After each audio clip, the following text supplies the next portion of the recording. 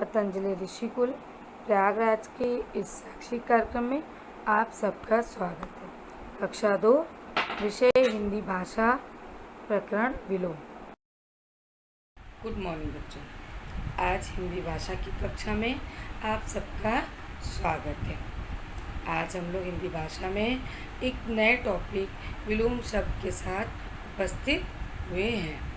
विलोम शब्द क्या हैं और उन्हें हम किस प्रकार समझ सकते हैं, इससे पहले आइए एक बहुत अच्छी सी कहानी देखते और समझते हैं।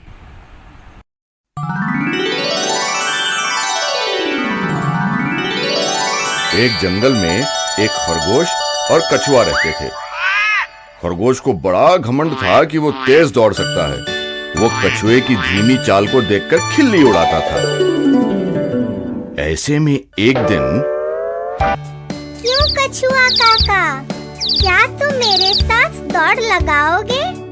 क्यों नहीं? हम दोनों में जो जीतेगा उसे बढ़िया इनाम मिलेगा। ऐसा ही सही।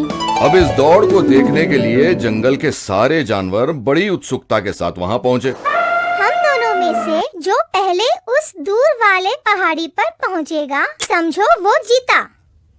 ठीक है। दौड़ शुरू हुई।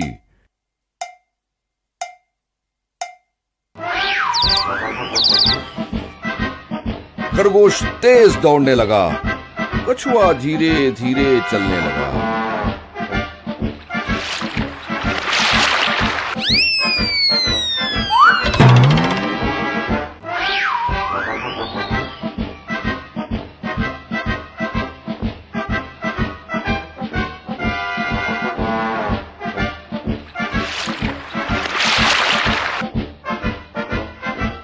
खरगोश और तेज दौड़ने लगा, कछुआ वही धीरे धीरे चलने लगा।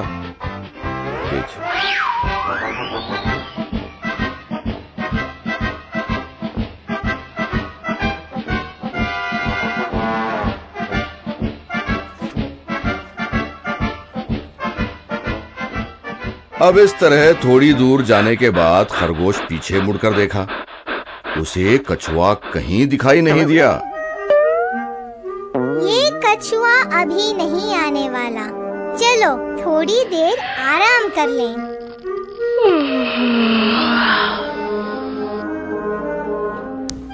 अब ऐसे आराम करते करते खरगोश की आंख लग गई।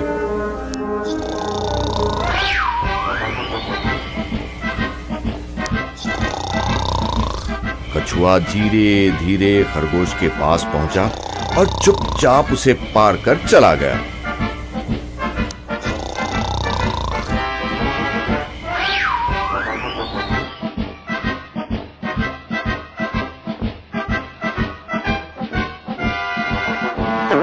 अब बच्चों, कुछ देर बाद खरगोश की आंख खुली और उठकर वो पहाड़ की ओर दौड़ने लगा।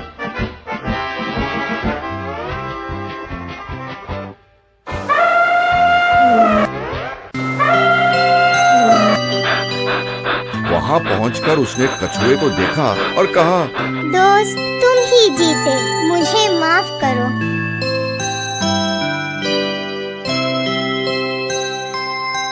इससे हमें पता चलता है कि गर्व का सर हमेशा नीचा होता है। तो बच्चों, देखा आपने, कितनी अच्छी कहानी थी।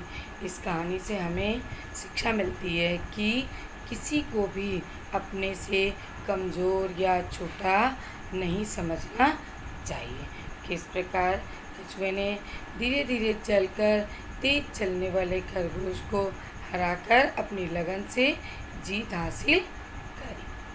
तो आइए अब हम लोग इसकी शिक्षा के साथ साथ कुछ और नई चीज़ सीखने का प्रयास करते हैं इस कहानी के माध्यम से। जैसे खरगोश तेज़ दौड़ता था, कछुआ धीरे धीरे चलता था। फिर खरगोश फिनिशिंग पॉइंट के पास पहुंच गया और कछुआ बहुत दूर था। फिर खरगोश ने सोचा कि लो मैं सो लेता हूँ, सोना। और कछुआ जागते हुए धीरे धीरे चल रहा था, जागना।